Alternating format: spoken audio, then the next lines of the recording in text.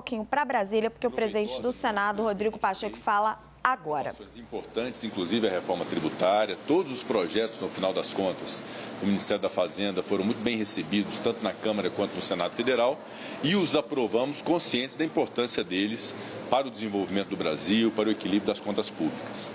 Particularmente em relação ao MP 1202, é muito importante fazer um breve histórico do que ela representou e as circunstâncias dela.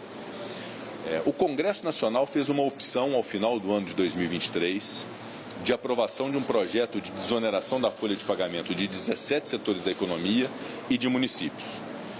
Esse projeto, então, foi aprovado nas duas casas.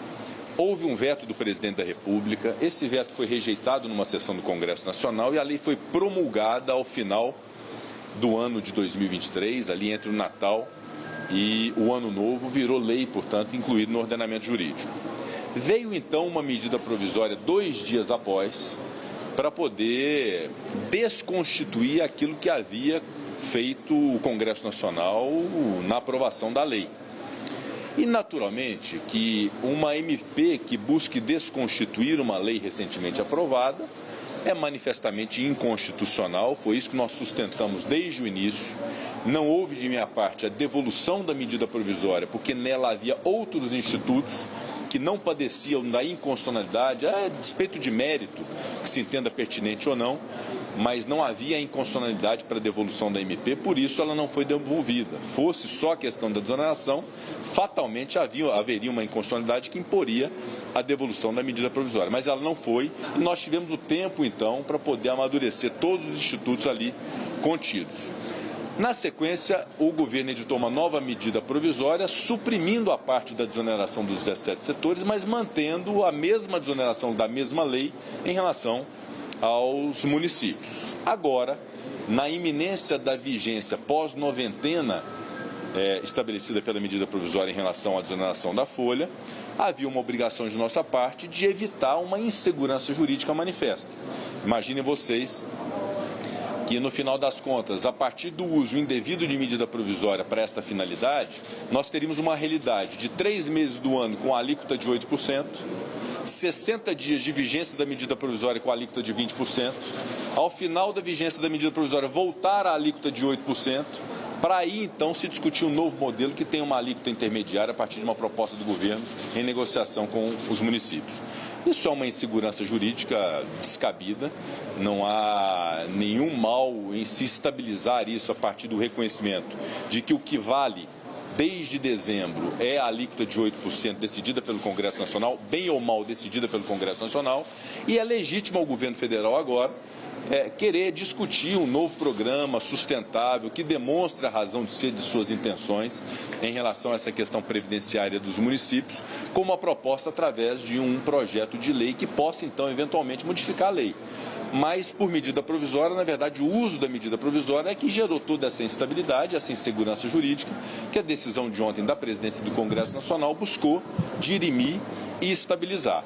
Portanto, a realidade de hoje é que o tema desoneração da folha, isso sempre foi dito por mim, em todas as coletivas, em pronunciamentos de plenário, o tema da desoneração da folha de pagamento deve ser tratado por projeto de lei e não por medida provisória.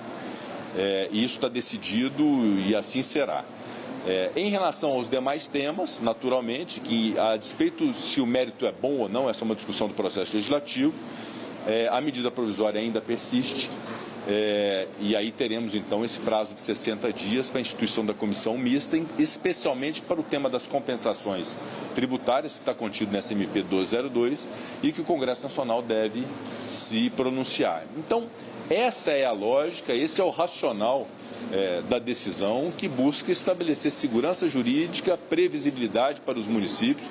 Eu não vou nem entrar no mérito aqui das dificuldades que os municípios brasileiros passam para fechamento de suas contas. Isso é uma outra questão, tão importante quanto, mas é uma outra questão que eu estou aqui cindindo a minha discussão a a questão do processo legislativo, a questão da realidade normativa que se apresentou e da instabilidade que o manejo da medida provisória acabou ensejando para a desoneração da folha. Não há nenhum tipo de afronta, não há nenhum tipo de ato de irresponsabilidade fiscal. Afinal de contas, essa MP caducando daqui 60 dias voltaria necessariamente àquilo que foi a opção de dezembro. Se há algum erro, que se discuta, então, através do processo legislativo regular, que é através de um projeto de lei que busque mudar o modelo estabelecido pela lei e não pela medida provisória. Há, inclusive, um precedente do Supremo Tribunal Federal, no governo passado, relativamente à lei de cultura, quando se pretendeu, por medida provisória, desconstituir uma lei votada no Congresso Nacional, também com derrubada de veto, e houve um entendimento do Supremo Tribunal Federal de que não se pode usar a medida provisória com essa finalidade.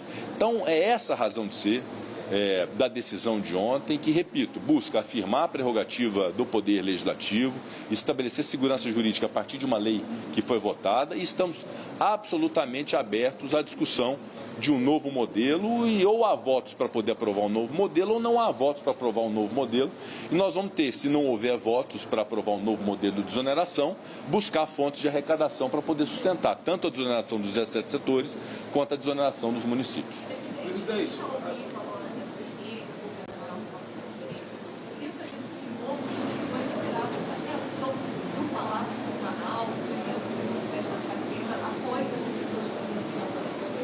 Não, eu até não vi a reação. Eu confesso que eu não vi a reação, tive reuniões hoje o dia todo, mas não há necessidade de reação nem justificativa para isso. A inconstitucionalidade da desconstituição da desoneração da folha por MP era manifesta. E nós buscamos ao longo desse tempo caminhos para poder remediar. E aí veio o caminho, uma nova MP que sustou os efeitos da desoneração dos 17 setores que havia objeto de alteração pela MP 1202, e agora estabilizando o que era óbvio, que não se discutiria esse tema por medida provisória, e sim por projeto de lei. Então, na verdade, é uma decisão que busca aferir e garantir a estabilidade, a segurança jurídica de que qualquer discussão sobre esse modelo se dê por projeto de lei. Isso significa que nós estamos assumindo aqui de maneira definitiva que a desoneração é uma realidade imutável? Não. Ela pode ser uma realidade mutável, mas a partir de proposta que seja sustentável via projeto de lei, que eu confesso que já devia ter sido feito antes. Não precisava ter usado a medida provisória. Bastava um projeto de lei no início do ano para poder, já estávamos agora nesse momento, eventualmente até já discutindo o projeto de lei. Agora, nós aguardamos esse tempo todo com medida provisória, para chegar à conclusão de que a medida provisória já não iria caminhar mesmo, para então se pensar num projeto de lei. Eu acho que não é esse o razoável. Está mantida a questão da compensação, que é um bom mérito dessa medida provisória, que nós vamos avançar na comissão mista, mas o tema da desoneração da folha de pagamento sempre foi dito por mim, internamente quanto publicamente, que o tema de desoneração da folha de pagamento, se mudança houvesse, tanto para 17 setores quanto para municípios, deveria ser por projeto de lei e não por medida provisória. O governo avisou que não foi avisado.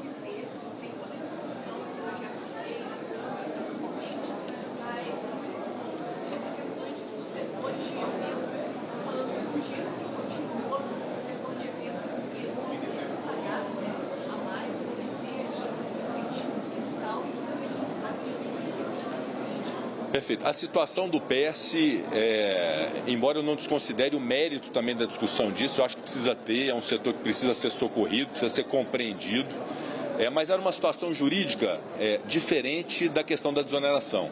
A desoneração era objeto de uma promulgação de lei em 27 de dezembro, salvo engano, de 2023, e veio uma medida provisória para desconstituir, como se houvesse um terceiro turno de discussão do processo legislativo. Então, o tema da desoneração tinha uma especificidade de inconstitucionalidade muito flagrante, por isso foi objeto da decisão da presidência.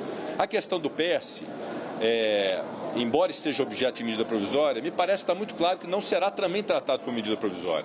É preciso que se apresse na discussão do PS através do projeto de lei, que a gente possa desenvolver esse raciocínio junto ao Ministério da Fazenda, os setores produtivos dos setores de eventos, hotelaria e tudo mais, ser alcançado pelo PS, para chegar num denominador comum o mais rapidamente possível, sob pena também de ter insegurança jurídica. Há insegurança jurídica do PS também. Estava sob um regime nos três primeiros meses, agora passa a ser onerado. Quando caducar a MP, vai voltar ao regime mais benéfico, até que se discuta um novo modelo. Então, esse novo modelo já era para estar sendo discutido já há algum tempo e nós precisamos avançar para poder resolver tanto desoneração quanto PES. Não veio. Na verdade, começa pela Câmara dos Deputados na verdade, não se tem notícia do andamento, né? Exatamente do que... Parece que é um projeto que virá da liderança do governo, mas nós não podemos aguardar isso, nós não podemos gerar uma instabilidade para os municípios. Eu não estou entrando no mérito se está errado ou se está certo. Em dezembro foi votada a lei definindo uma alíquota de 8%. Só um minutinho. Nos três primeiros meses, valeu a lei que define 8% de alíquota. A partir da vigência da MP, são 60 dias de proveito de arrecadação, passando para 20%. Mas daqui a pouco vai caducar a MP, volta para 8%. Até que se discuta o modelo que não vai ser nem 8 nem 20, o intermediário. Nós vamos ter 3, 4 modelos distintos tributários ao longo do ano por conta de uma instabilidade gerada a partir do manejo de medida provisória. É isso que nós buscamos estabilizar. Esquece medida provisória para fins de discutir desoneração. Vamos tratar por projeto de lei e é bom que Senado, Câmara, Governo se organizem para poder dar essa resposta o mais rapidamente possível para garantir segurança jurídica dos municípios.